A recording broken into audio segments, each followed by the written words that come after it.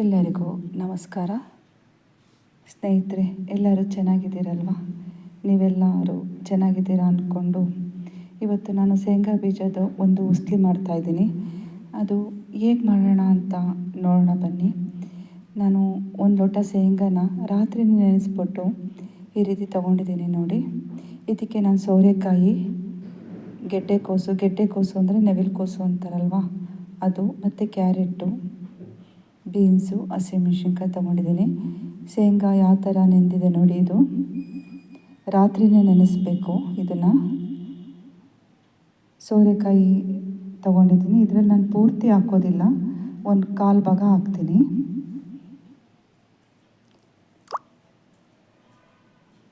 ಇದು ನವಿಲುಕೋಸು ಅಂತಲೂ ಕೂಡ ಇದಕ್ಕೆ ಕರೀತಾರೆ, ಗೆಡ್ಡೆಕೋಸು ಅಂತಾರೆ. ಕ್ಯಾರೆಟು, ಬೀನ್ಸು, ಹಸಿಮೆಣ್ಸಿನ್ಕಾಯಿ ಇಷ್ಟನ್ನು ನಾನು ತೊಗೊಂಡಿದ್ದೀನಿ.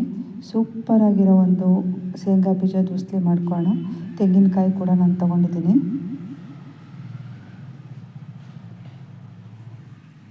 ಒಂದೊಂದು ಸಲ ನಮಗೇನಾಗುತ್ತೆ ಅಂದರೆ, ಏನಪ್ಪ ತಿಂಡಿ ಮಾಡ್ಕೊಳ್ಳೋದು ಬೋರ್ ಆಗ್ತಿದೆ ಅಂತ ಅಂದ್ಕೊತೀವಿ ನಾವು. ಏನು ತಿನ್ನೋಕ್ಕೂ ಬೇಜಾರು, ಏನಾದ್ರು ಒಂದು ಡಿಫ್ರೆಂಟಾಗಿ ತಿನ್ನಬೇಕು ಅನಿಸುತ್ತೆ, ಹಶ್ವಾಗ್ತಿರುತ್ತೆ. ಆಗ ನಾವು ಈ ಥರ ಒಂದು ಶೇಂಗಾ ಬೀಜದ ಉಸ್ಲಿ ಮಾಡ್ಕೊಳ್ಳೋಣ. ನಾನು ಆಗಲೇ ತೋರಿಸಿದ್ನಲ್ವ ತರಕಾರಿ ಎಲ್ಲ, ಅದೆಲ್ಲ ನಾನು ಈ ರೀತಿಯಾಗಿ ಹೆಚ್ಕೊಂಡಿದ್ದೀನಿ ನೋಡಿ. ಶೇಂಗಾ ಕೂಡ ತೊಗೊಂಡಿದ್ದೀನಲ್ವ, ಇದನ್ನೆಲ್ಲ ನಾವೀಗ ಬೇಯಿಸ್ಕೋಬೇಕು ಕುಕ್ಕರಲ್ಲಿ. ಒಂದು ಕೂಗಾದರೆ ಸಾಕು. ಈಗ ನಾನು ಇದನ್ನೆಲ್ಲ ಕುಕ್ಕರಲ್ಲಿ ಹಾಕ್ತಾಯಿದ್ದೀನಿ. ಇದು ಸಂಜೆ ಸ್ನ್ಯಾಕ್ಸ್ ಥರ ಕೂಡ ಮಾಡ್ಕೋಬೋದು. ಮಕ್ಕಳೆಲ್ಲ ಸ್ಕೂಲಿಗೆ ಹೋಗಿರ್ತಾರಲ್ವ, ಸಂಜೆ ಬಂದಾಗ ಹಶು ಅಂತ ಕೇಳ್ತಾ ಇರ್ತಾರೆ. ಆಗ ನಾವು ಈ ರೀತಿಯಾಗಿ ಒಂದು ಶೇಂಗಾ ಬೀಜದ ಉಸ್ಲಿ ಮಾಡಿಕೊಟ್ರೆ ತುಂಬ ಚೆನ್ನಾಗಿರುತ್ತೆ. ಸ್ವಲ್ಪ ನೀರು ಹಾಕೋಣ, ಭಾಳ ನೀರು ಹಾಕೋದು ಬೇಡ.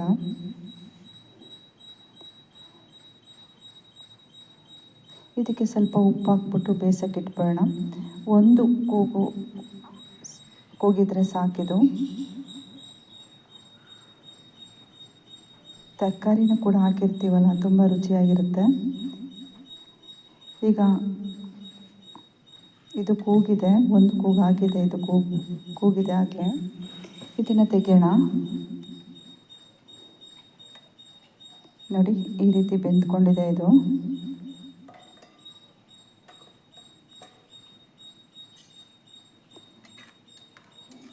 ಕೆಲವೊಮ್ಮೆ ಬರೀ ಶೇಂಗಾ ಬೀಜ ಹಾಕ್ಬಿಟ್ಟು ನಾವು ಉಸ್ಲಿ ಮಾಡ್ಕೋಬೋದು.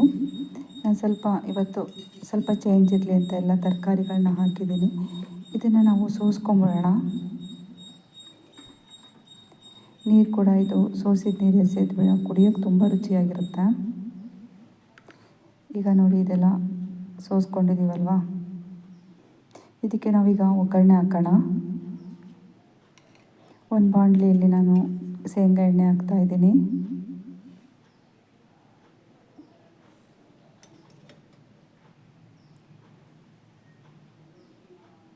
ನಾನು ಒಗ್ಗರಣೆಗೆ ಏನೇನು ತೊಗೊಂಡಿದ್ದೀನಿ ಅಂದರೆ, ಸಾಸಿವೆ, ಜೀರಿಗೆ, ಕಡಲೆಬೇಳೆ, ಅರಿಶಿನ ಇಷ್ಟು ಸಾಕು. ಆಮೇಲೆ ಹಸಿಮೆಣ್ಸಿನ್ಕಾಯಿ ಕೂಡ ನಾನು ತೊಗೊಂಡಿದ್ದೀನಿ. ಕಾಯಿ ತುರಿ, ಕರಿಬೇವು, ನಿಂಬೆ, ಹುಳಿ.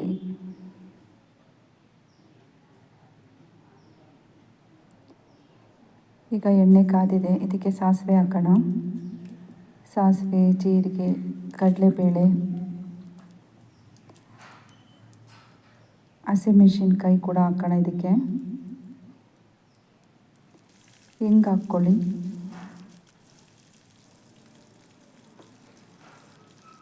ಹಿಂಗಿಲ್ಲ ಅಂದರೆ ಹಸಿ ಶುಂಠಿ ಬೆಳ್ಳುಳ್ಳಿ ಪೇಸ್ಟ್ ಕೂಡ ಹಾಕ್ಕೋಬೋದು.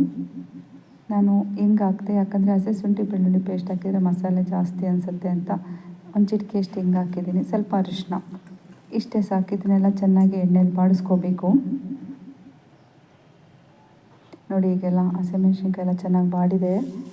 ನಾವು ಆಗಲೇ ಸೋಸಿಟ್ಕೊಂಡಿದ್ವಲ್ಲ ತರಕಾರಿ ಮತ್ತು ಶೇಂಗಾ ಎಲ್ಲ, ಬಾಣಲೆಯಲ್ಲಿ ಹಾಕ್ಬಿಟ್ಟು ಕಾಯಿ ತುರಿ ಹಾಕೋಣ.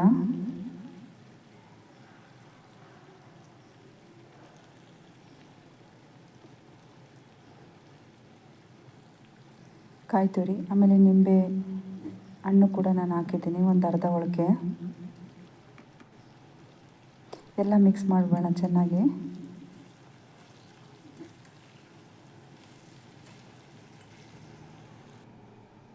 ನೋಡಿ ಈಗ ಎಲ್ಲ ಮಿಕ್ಸ್ ಆಗಿದೆ. ಉಪ್ಪು ನೋಡಿ ಹಾಕ್ಕೊಳ್ಳಿ. ಆಗಲೇ ನಾವು ಬೇಯಿಸೋಕ್ಕಿಟ್ಟಾಗ ಸ್ವಲ್ಪ ಉಪ್ಪು ಹಾಕಿದ್ದೆ, ನನಗೆ ಸಾಲ್ದು ಅನ್ನಿಸ್ತು, ಅದಕ್ಕೆ ಇನ್ನೂ ಸ್ವಲ್ಪ ಉಪ್ಪು ಹಾಕ್ತಾಯಿದ್ದೀನಿ. ನೋಡಿ ಸೂಪರಾಗಿರುತ್ತೆ ಇದು, ಒಮ್ಮೆ ಮಾಡಿ ನೋಡಿ, ಮಕ್ಕಳಿಗಂತೂ ತುಂಬ ಇಷ್ಟ ಆಗುತ್ತೆ. ಶೇಂಗಾ ಬೀಜದ ಉಸ್ಲಿ ರೆಡಿಯಾಗಿದೆ.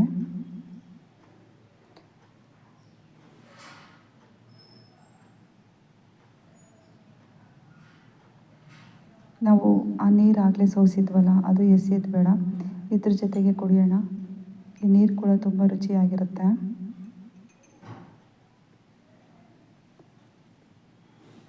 ನಾನಿವತ್ತು ಬೆಳಗ್ಗೆ ತಿಂಡಿಗೆ ಇದನ್ನೇ ಮಾಡಿಕೊಂಡೆ, ಶೇಂಗಾ ಬೀಜದ ಉಸ್ಲಿನೇ. ಒಂದೊಂದು ಸಲ ತಿಂಡಿ ಮಾಡೋಕ್ಕೆ ಬೇಜಾರಾದಾಗ ಈ ರೀತಿ ನಾನು ಮಾಡ್ಕೊತಾ ಇರ್ತೀನಿ. ಸ್ನೇಹಿತರೆ, ನಿಮಗೆ ಈ ವಿಡಿಯೋ ಇಷ್ಟ ಆಗಿದೆ ಅಂತ ಅನ್ಕೋತೀನಿ. ಇಷ್ಟ ಆಗಿದ್ದರೆ ನಿಮ್ಮ ಅಭಿಪ್ರಾಯವನ್ನು ತಿಳಿಸಿ. ಎಲ್ಲರಿಗೂ ನಮಸ್ಕಾರ.